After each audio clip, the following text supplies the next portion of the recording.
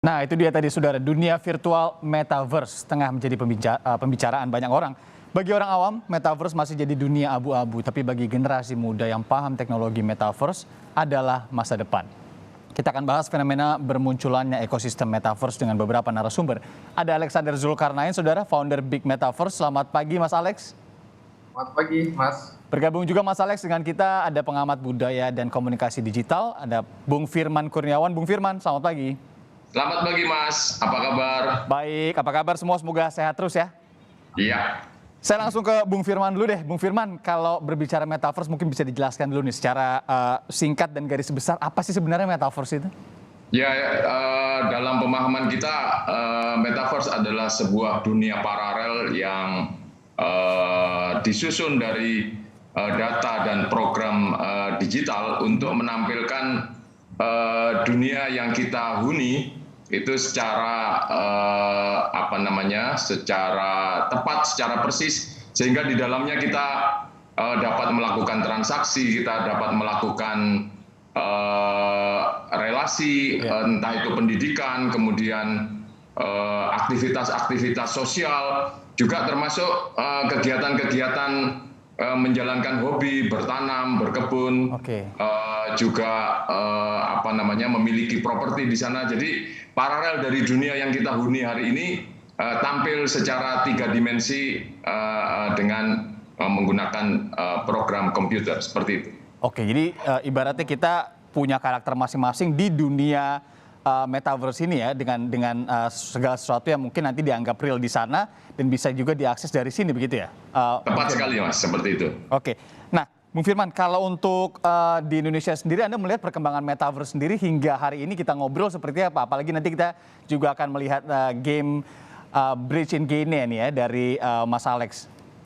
Ya, kalau kita melihat Indonesia, satu dari jumlah penduduknya, dan kalau kita lihat dari jumlah penduduk tersebut, strukturnya adalah mereka yang berusia muda, berusia produktif, yang sangat adaptif terhadap perkembangan teknologi, kemudian secara aktif menggunakan perangkat-perangkat digital untuk berbagai macam keperluannya, sehingga secara literasi maupun fluensi cukup memadai, sehingga ketika kita berhubungan dengan metaverse yang sangat membutuhkan keterampilan teknologi, keterampilan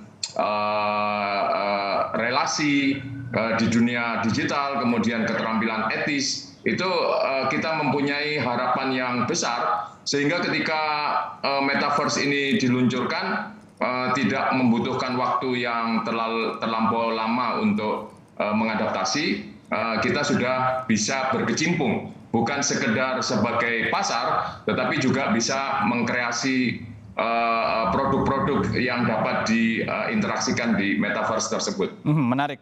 Nanti terkait dengan harapan besar dan juga adaptasi terkait metaverse, saya akan kembali ke sana. Saya mau tanya dulu nih, Mas Alex. Secara singkat sebenarnya game Bridge in Gain ini seperti apa? Mungkin bisa dijelaskan dulu, Mas Alex. Terima kasih. Jadi Bridge in Gain ini yang kami buat dengan konsep realistik, futuristik, dan yang berbasis blockchain ya. Sebenarnya seperti itu. Halo. Oke, Mas Alex, kalau untuk hubungan Bridge in Gain dengan metaverse sendiri nanti akan seperti apa sih yang kita akan lihat ini seperti apa, dan apa yang kita butuhkan untuk bisa bermain di Bridge in Gain ini? Jadi kita sekarang ini udah mengarah ke launching ya di bulan Juli. Insya Allah di bulan depan itu kita udah mengarah launching. Yang artinya bahwa semua sudah kami persiapkan dari segi fasilitas, dari segi akun pribadi dari player itu udah kita siapkan semua.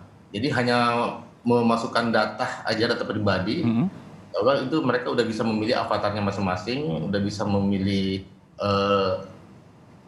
tenan-tenan yang mereka ingin belanja. Jadi udah kita siapkan semuanya. Kalau dilihat ini di visual yang ditampilkan sekarang ini seperti ada dunia lagi ya, ada kota lagi ya di dalam dunia digital ini ya, Mas Alex ya. Betul. Jadi nanti kita bisa jalan-jalan di sana, bisa belanja juga bahkan di sana. Ya, betul sekali, Bung.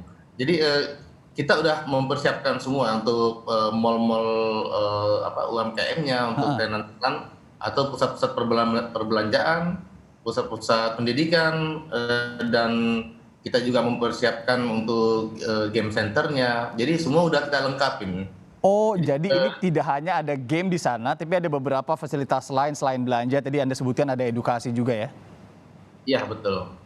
Jadi masing-masing game ini, building atau bangunan yang kita persiapkan ini emang berkonsep atau bernama dengan nama Nusantara ya. Artinya kami mengambil banyak-banyak nama-nama dari Nusantara, dari daerah-daerah, yang dimana sudah kami persiapkan khusus untuk pendidikannya, perkantorannya, khusus untuk permainannya. Jadi semua udah mereka bisa akses langsung ketika mereka join ke Metaverse kita. Nah, Mas Alex, pertanyaan ini, pertanyaan awam sekali ini. Kalau kita biasanya main game gitu ya di handphone aja, itu kan kita misalnya sekarang sudah terkonek sama email, cepat tuh bikin ID-nya. Kalau untuk main di Brizin game ini, nanti akan seperti apa? Apa saja yang dibutuhkan oleh, misalkan saya gitu ya mau main, apa saja yang dibutuhkan? Mungkin harus punya email, adakah aksesoris tersendiri seperti mungkin kacamata VR-nya atau apa aja sih? Jadi lebih simpelnya seperti ini ya. Hanya untuk join di Metaverse sebenarnya dasarnya hanya menggunakan email aja. Kalau VR sendiri itu hanya memaksimalkan daripada fungsi dari Metaverse tersebut. Katanya gitu. Nah, untuk nanti melihat secara visualnya itu di mana? Ada di layar komputer kah atau seperti apa? Komputer. Mungkin saat ini untuk masuk dalam dunia Metaverse ini belum ada yang menggunakan Android ya. Jadi masih menggunakan komputer. Tetapi dalam dunia gamenya atau dunia kriptonya bisa menggunakan Android atau handphone. Oke, ini terkonek dengan kripto. Jadi kalau kita ada transaksi di dunia Metaverse ini juga bisa terpotong langsung di dunia aslinya begitu ya? Bisa benar-benar dibeli dan nanti dikirim langsung begitu? Betul. Oh, oke. Luar biasa. Oke, saya ke Bung Firman. Bung Firman, ini melihat ini luar biasa juga ya. Kita bisa berinteraksi secara sosial, tapi bukan di dunia sosial, melainkan di dunia digital. Kalau Anda melihat secara garis besar begitu, kalau saat ini kenapa sih banyak yang tertarik untuk berinvestasi di Metaverse, Bung Firman? Ya, ambil saja seperti Facebook dan kelompoknya Meta itu, kalau kita lihat kan ketika mereka menjadi platform media sosial, model bisnisnya adalah untuk menangkap iklan. Jadi kita dibuat peta, kita dibuat membuat kreasi-kreasi konten-konten yang menarik, yang akhirnya dapat menyedot iklan di sana. Nah, rupanya pengalaman penggunaan platform dua dimensi seperti media sosial itu bisa dilipat gandakan kekuatannya untuk menangkap iklan jika orang itu lebih betah di dalamnya. Nah, sehingga diciptakanlah dengan moda 3 dimensi Metaverse ini, orang akan merasa tidak berpindah dari dunia nyata ke dunia virtual, tetapi dengan kevirtualan itu dia menikmati kenyataan. Nah, jadi di situ bisa bersekolah, bisa bertransaksi, termasuk bermain game, atau mencari informasi, pengalaman-pengalaman baru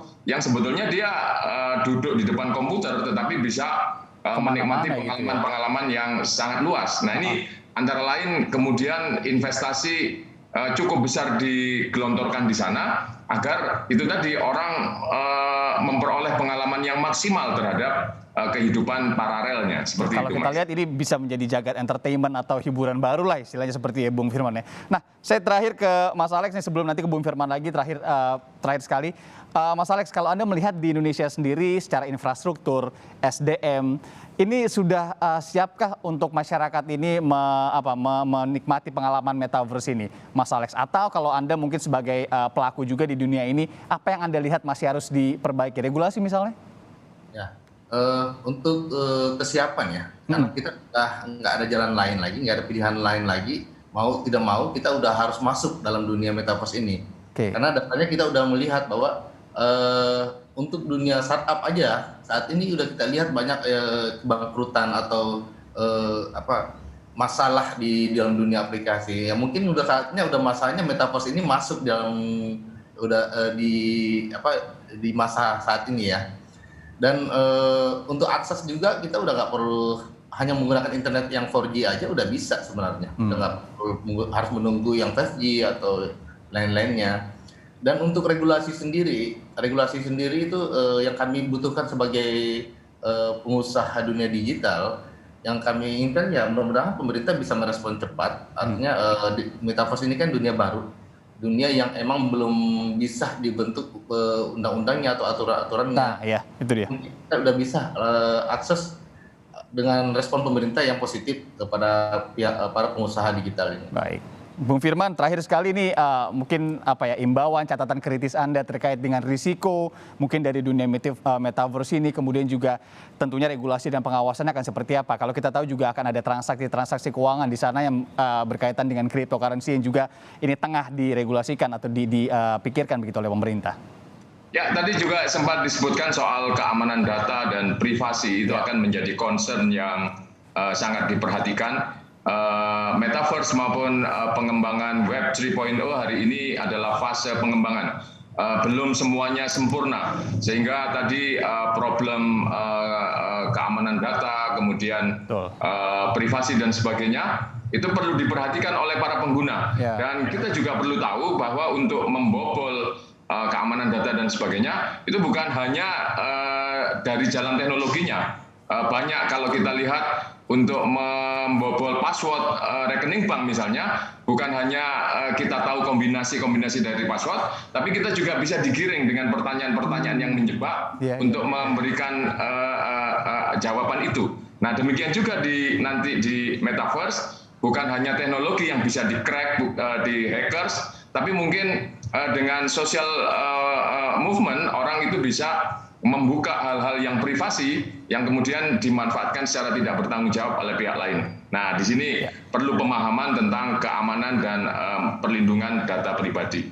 Karena memang kalau ya dilihat secara realitas, bahkan di Korea Selatan saja ini pemerintah juga sudah membuat regulasi ya untuk dunia metaverse ini. Kalau tadi saya track back ke belakang, semoga juga dengan adanya metaverse ini, dengan adanya adaptasi ke sesuatu yang baru, ini juga ada kemudian payung-payung hukum regulasi yang akan mengamankan masyarakat begitu ya, untuk mengiringi bersama agar masyarakat ini tidak masuk ke jurang yang bahaya, tapi bisa memanfaatkan teknologi seperti metaverse, salah satunya game Bridge in Gain ini untuk menjadi hiburan yang baru dan juga bermanfaat bagi kita semua. Terima kasih sekali lagi Bung Firman Kurniawan, pengamat budaya dan komunikasi digital, dan juga Mas Alexander Zulkarnain, founder dari Big Metaverse, pagi ini sudah mau sharing di Sapa Indonesia Pagi. Sehat-sehat selalu.